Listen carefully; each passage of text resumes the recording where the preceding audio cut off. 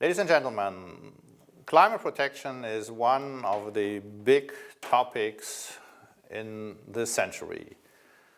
We have made some progress here in Europe with the emission trading system, which covers 45% of emissions and has been used in the European Union since 2005. We are making progress. We are reducing the annual cap, so the maximum amount of emissions which is allowed, by 1.74% every year as of 2021. There will be a reduction rate of minus 2.2% every year until 2030. I should like to point out that this is not sufficient. It's illusory to expect that until 2050 we could have a climate neutral European Union or world economy if we are not willing to consider at least minus 5% reduction every year.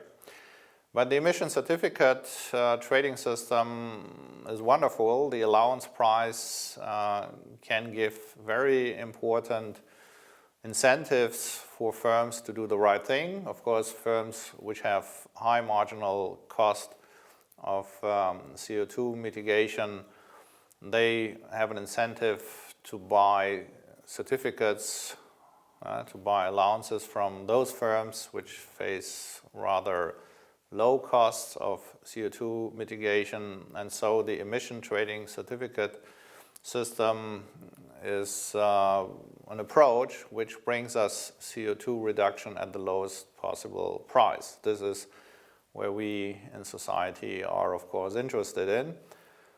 The nice thing is that the emission trading system has also been adopted in California.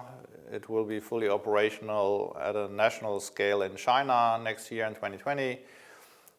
Korea has adopted this system, and California actually has integrated two provinces from Canada, namely Ontario and Quebec. That is not sufficient. After all, we need the G20 countries really to develop such systems. Every G20 country must come on board. India is a very critical and important country. India has made great progress in solar power generation. It's number 5 in the world, but it has no emission trading system so far.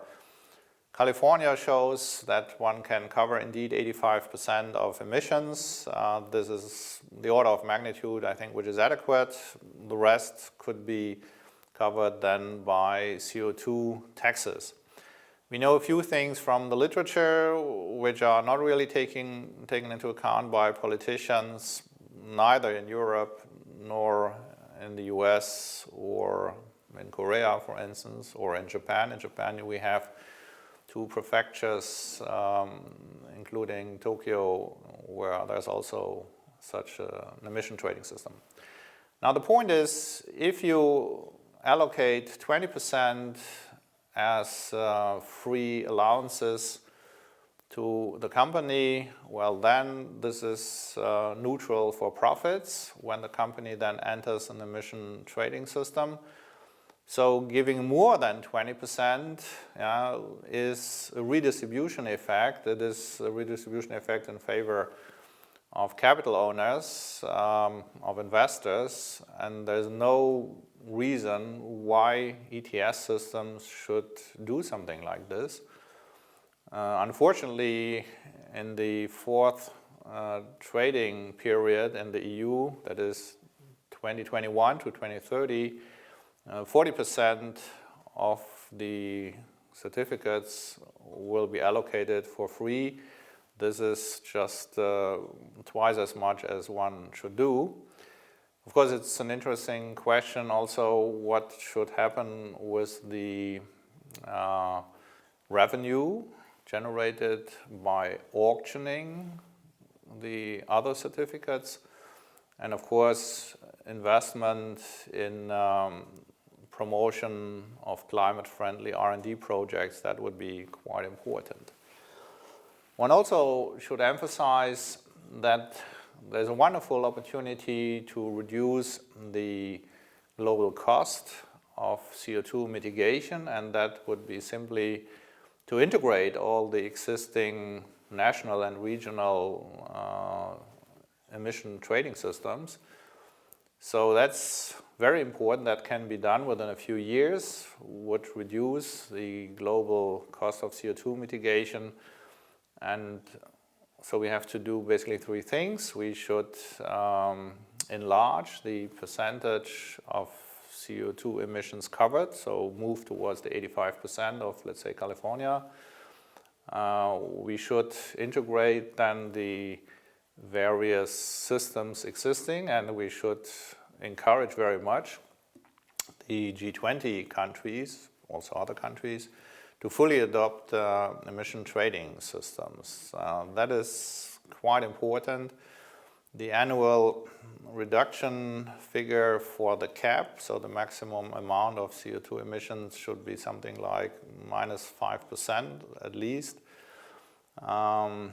in the next decade. Otherwise, it will be not possible to achieve climate neutral global economy by 2050.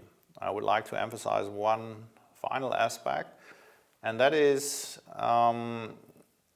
if there is this increase in climate policy activities worldwide, well then of course the price for climate-friendly products and technologies will rise, and as the production of such products is intensive in the use of skilled labor, the skilled labor premium will increase in the coming decades.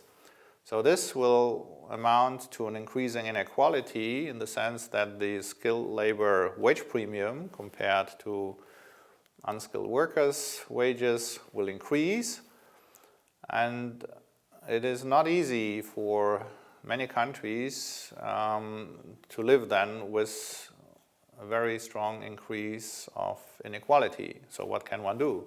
What can we do? It's indeed possible to reduce the inequality mainly by investing more in retraining, and there are studies from the Netherlands which show that the retraining of unskilled workers has the same social rate of return as that of skilled workers. Of course, it's not clear that the finding from the Netherlands is valid in all OECD countries, but at least it's encouraging.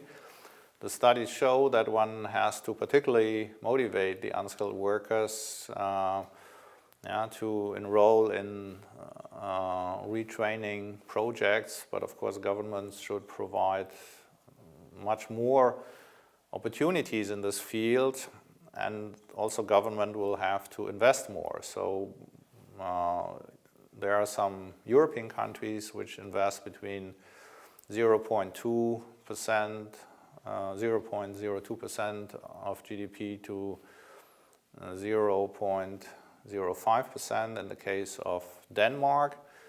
The UK and the US basically spend zero, so that's certainly not adequate. So we can be optimistic if we adopt the right measures that we can achieve climate neutrality by 2050. And in a new paper and in a forthcoming book, I have explained the measures necessary in detail.